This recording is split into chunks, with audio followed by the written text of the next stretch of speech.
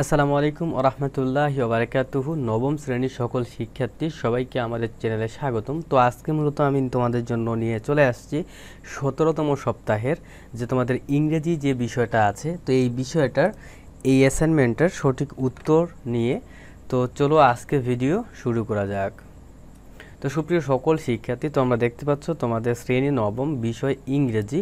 তো এই ইংরেজি তোমাদের অ্যাসাইনমেন্ট নাম্বার হচ্ছে 5। তো এই অ্যাসাইনমেন্টটা তোমাদের ইউনিট 4 আর উই অ্যাওয়ার, অর্থাৎ আমরা কি সচেতন, এই ইউনিট থেকে মূলত হচ্ছে আমাদের এই অ্যাসাইনমেন্টটুক দেয়া হয়েছে। ওকে, সো অ্যাসাইনমেন্টটাতে কি বলছে এটা আমরা আগে পড়ে ফেলবো, দেন আমরা হচ্ছে চলে যাব আমাদের উত্তরে। ওকে, সো দেখো প্রথম যে লাইনটা আমাদের এখানে দিয়েছে, Bangladesh is one of the densely populated countries in the world where about 18 crores people live in within 570 square kilometres.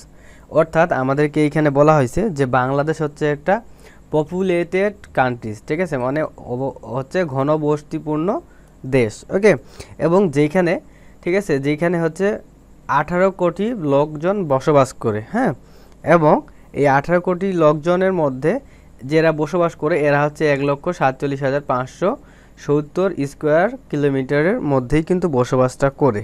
কেমন? এবং তারপর আমাদের কি বলছে দেখো, the age range of about 10 crores people is 15 to 64। অর্থাৎ হচ্ছে আমাদের 10 কোটি মানুষের হচ্ছে বয়সের যে রেঞ্জটা, মানে বয়সের যে ভাগটা, এটা হচ্ছে 15 থেকে 64 বছর বয়সের মধ্যে। ওকে, তারপর কি বলছে, by upgrading unskilled workforce to skilled workforce many countries in this world have turned into a developed one. Okay, এর দ্বারা আমাদেরকে কি বুঝাইছে যে হচ্ছে বিশেষ করে অদক্ষ কর্মীদের দক্ষ কর্মশক্তিতে রূপান্তর করে অনেক দেশ কিন্তু উন্নত দেশের শীর্ষে কিন্তু পৌঁছে গেছে। ওকে, উন্নত দেশের শীর্ষে কিন্তু পৌঁছে গেছে। সো আমাদেরকে কি বলছে, থিঙ্ক, অর্থাৎ চিন্তা করতে হবে, হাউ বাংলাদেশ ক্যান রিচ, অর্থাৎ বাংলাদেশ কিভাবে সেইখানে পৌঁছাবে, in the level of developed countries by making unskilled people to skilled workforce. অর্থাৎ আমাদেরকে এখানে বলা হয়েছে যে আমাদেরকে চিন্তা করতে হবে যে কিভাবে ওই ডেভেলপটাতে আমরা পৌঁছাবো।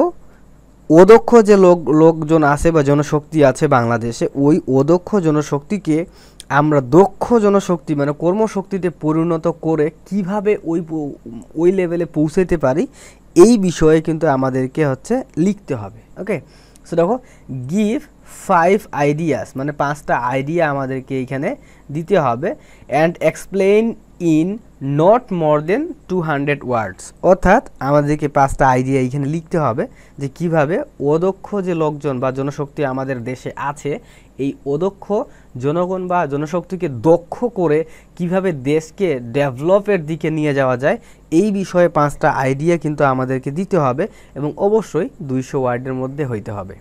তো আমরা হচ্ছে এই অ্যাসাইনমেন্টটুকু কিন্তু বুঝে গেছি। এখন হচ্ছে আমাদের নির্দেশনাটা একটু পড়ে ফেলবো। দেখো 1 নম্বরে বলে দিছে আমাদের টপিক কিংবা টাইটেল দিতে হবে, সো আমরা দিয়ে দিব। তারপরে বলছে হচ্ছে ইন্ট্রোডাকশন দিতে হবে, সো আমাদেরকে অবশ্যই ইন্ট্রোডাকশন কিন্তু দিতে হবে। সো আমরা সবাই জানি যে ইন্ট্রোডাকশন মানে হচ্ছে ভূমিকা, তো ভূমিকা দিতে হবে।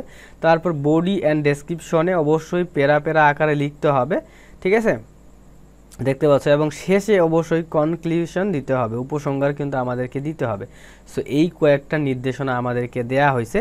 সো আমরা এই কয়েকটা নির্দেশনা সুন্দর করে ফিল আপ করে আমরা কিন্তু আমাদের অ্যাসাইনমেন্টের উত্তরে চলে যাব। তো চলো ভিডিওটাতে একটা লাইক করে দাও, আমরা চলে যাচ্ছি আমাদের উত্তরে। তো সুপ্রিয় সকল শিক্ষার্থী, তোমরা দেখতে পাচ্ছ আমরা টাইটেল হিসেবে ইউজ করব উই আর এভার এটা, এবং হচ্ছে আমরা এইখানে তোমরা যদি একটু লক্ষ্য করো আমরা কিন্তু ইন্ট্রোডাকশন কিন্তু এখানে দিয়ে দিছি। ওকে, দেখতে পাচ্ছ ইন্ট্রোডাকশন দিয়ে দিছি, তারপর আমাদের ডেসক্রিপশন থাকতেছে। সো ডেসক্রিপশনও কিন্তু এখানে সুন্দর করে লেখা আছে। এবং দেখো education of the labour force অর্থ হচ্ছে আমাদের যে শ্রমশক্তি আছে, তো তাদের হচ্ছে শ্রমশক্তি শিক্ষাটা, তো সামগ্রিকভাবে ঠিক আছে ওই যে শিক্ষাটা, এটার বিষয়ে হচ্ছে আমরা এখানে কিছু একটা আলোচনা করে ফেলছি। এবং স্কিলস মিসম্যাচ, ওকে, সো আমাদের হচ্ছে এখানে দক্ষতার যে অসামঞ্জস্যতা, এটা হচ্ছে এখানে আমরা তুলে ধরছি এইটুকুতে। এবং এখানে রিটার্নস টু এডুকেশন অর্থাৎ হচ্ছে শিক্ষায় আমাদেরকে প্রত্যাবর্তন করা, এই বিষয় কিন্তু এখানে সুন্দর করে কিন্তু আমাদের লেখা আছে। ওকে, এবং তারপর দেখতে পাচ্ছ quality of education and skills training. Okay, অর্থাৎ আমাদের এখানে হচ্ছে শিক্ষার মান ও দক্ষতাকে আমাদেরকে হচ্ছে তোমাদের প্রশিক্ষণের মান বা শিক্ষার মান, এই দক্ষতা বিষয়ে আমরা এখানে লিখছি। হ্যাঁ, এবং দেখো কনক্লুশন অর্থাৎ হচ্ছে আমরা উপসংহার বিষয়ে কিন্তু এখানে হচ্ছে সুন্দর করে লিখে দিছি। ওকে, সো তোমরা হচ্ছে এটা সুন্দর করে লিখতে পারো। তো আমরা হচ্ছে এটা তোমাদেরকে পড়ে শোনাচ্ছি, কেমন? তো দেখো, Bangladesh is one of the densely populated countries in the world where about 18 crores people live in within 147,570 square kilometers. The age range of about 10 crores people in 15 to 64. By upgrading unskilled workforce to skilled workforce, many countries in this world have turned into a developed one.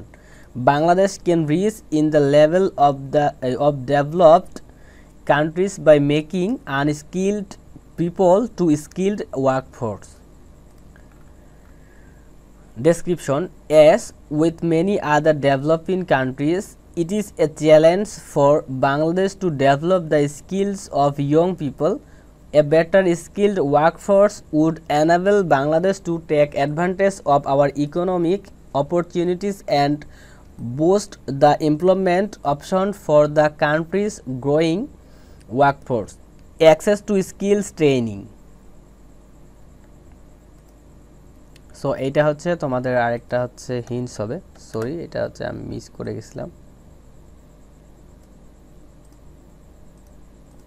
So দেখো, access to skills training, technical and vocational education and training TVET has expanded rapidly in Bangladesh over the last 15 years. In 2000, only 110,000 people enrolled in formal TVET programs, but enrollment rose to 448,000 by 2010 and to 690,000 by 2014. BNBEIS, the share of women in TVET enrollment has been and remains low than rural areas. The greater population density in urban areas also means that on average workers will be closer to training facilities, making it cheaper and more convenient for them to obtain training. তারপর দেখতে পাচ্ছ education of the labor force. The labor force as a whole is somewhat better education than the general population. Overall, 26% of the population has received no education, while a further 30% have only some primary education.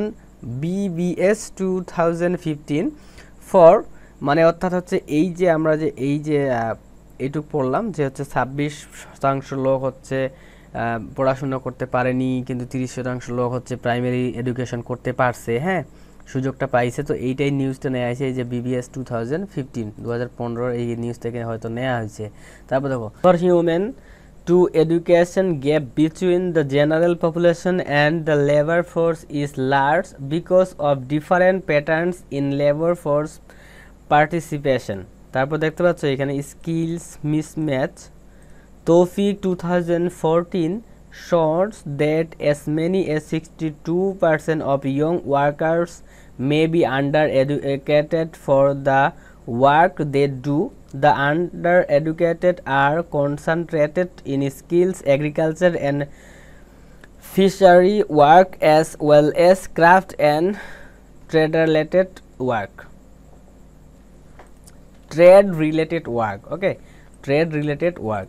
Returns to education. The returns to education are the extra income that accrues to workers with higher level of education. It provides valuable information about the supply and demand patterns for skill and education.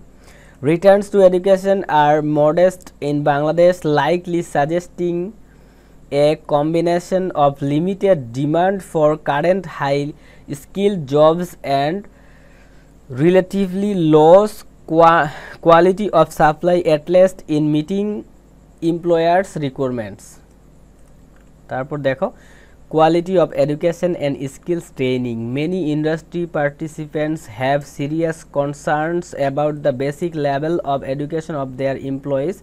There is substantial evidence that these concerns are not simply the gripping of employers who would always be happy to have better workers.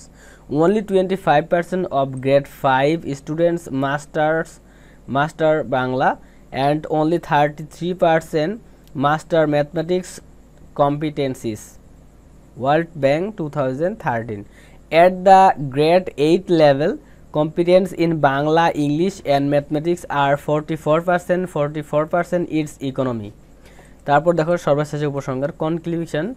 The education and quality of Bangladesh workforce needs to improve urgently as huge number of young people are entering the job market just as the country is looking to diversify and modernize.